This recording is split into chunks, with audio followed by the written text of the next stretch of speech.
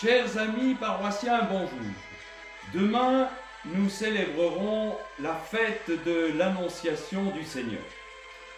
La messe sera diffusée en direct via notre page Facebook depuis notre église Saint-Bruno à 11 h.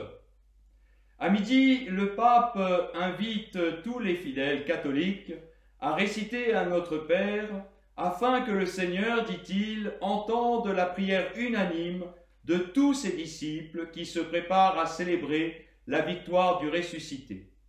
À 19h30, toutes les cloches des églises sonneront pendant 10 minutes.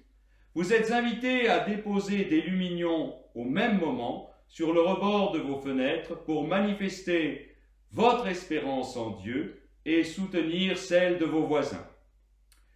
Comme par anticipation, nous célébrons déjà Noël, puisque nous commémorons l'incarnation du Fils de Dieu dans le sein de la Vierge Marie, 9 mois jour pour jour avant Noël.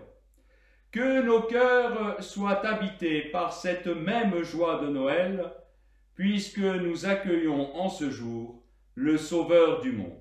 Je vous invite à vivre ce jour comme la fête de Noël. Certes, nous n'aurons pas à nous offrir de cadeaux, mais pourquoi pas préparer un bon festin avec des viandes grasses et des vins capiteux. L'incarnation du Sauveur était-elle nécessaire? En fait, non.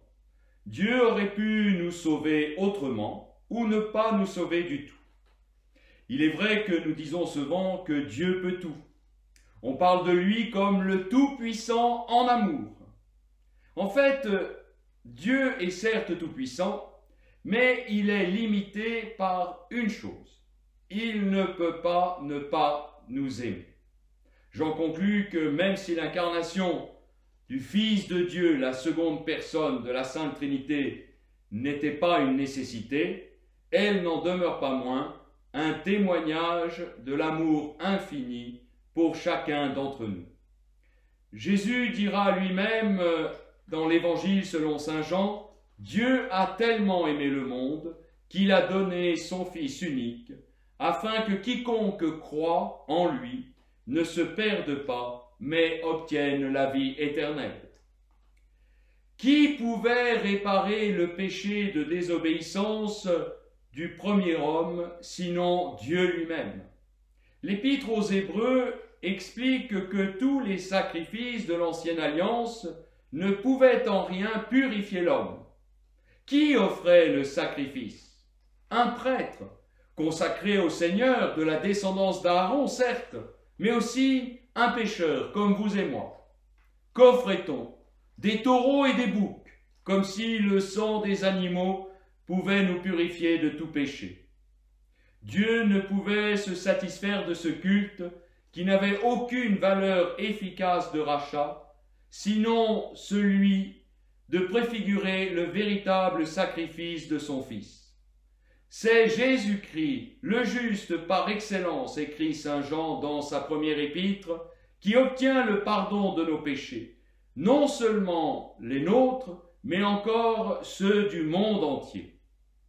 L'Épître aux Hébreux, reprenant le psaume 39, fait dire au Christ, « Tu n'as pas agréé les holocaustes, ni les sacrifices, mais tu m'as façonné un corps, alors j'ai dit, me voici, je viens, mon Dieu, pour faire ta volonté. » Seul le Fils de Dieu pouvait nous racheter de nos péchés, parce que son offrande amoureuse avait une valeur infinie et que ses mérites étaient infinis.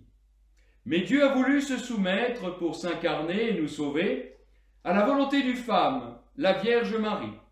Il réalisait ainsi la promesse annoncée au livre de la Genèse lorsqu'il s'adressa au serpent, « Je mettrai une hostilité entre toi et la femme, entre ta descendance et sa descendance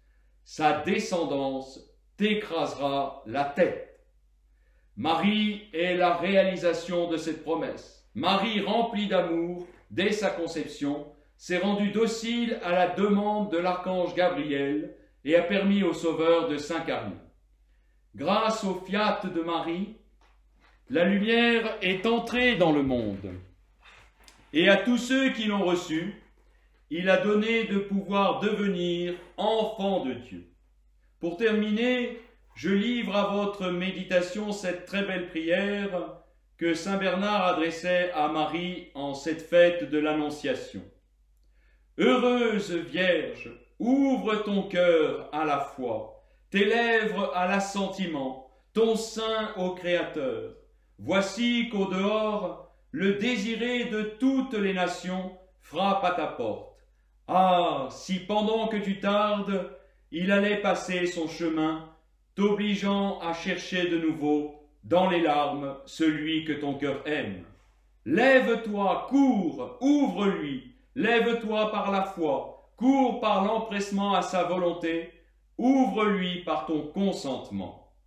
Voici, dit-elle, je suis la servante du Seigneur, que tout se passe pour moi selon ta parole. En cette fête de l'Annonciation, faisons nôtre cette très belle prière. Chers frères et sœurs, que le Seigneur vous bénisse et vous garde sous sa constante protection par l'intercession de Notre-Dame de Fourvière. Dieu soit loué.